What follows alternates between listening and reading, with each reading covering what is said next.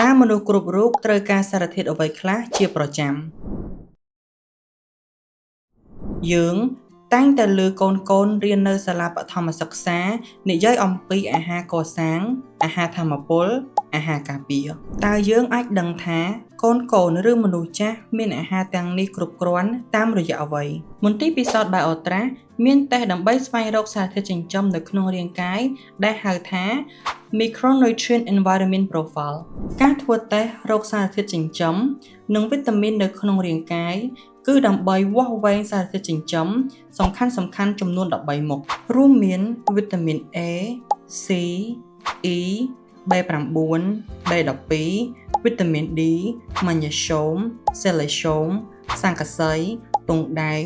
កាល់ស្យូម ជាតិដែកបើលោកអ្នកមានអារម្មណ៍ថាអស់កម្លាំងឬមិនប្រាកដថារាងកាយទទួលបានវីតាមីនឬសារធាតុរ៉ែមិនគ្រប់គ្រាន់សូមទំនាក់ទំនងមកកាន់មន្ទីរពិសោធន៍ BioTrace សម្រាប់ព័ត៌មានលម្អិតជាមួយនឹងទូរស័ព្ទដូចខាងក្រោម012 444 606 016 444 606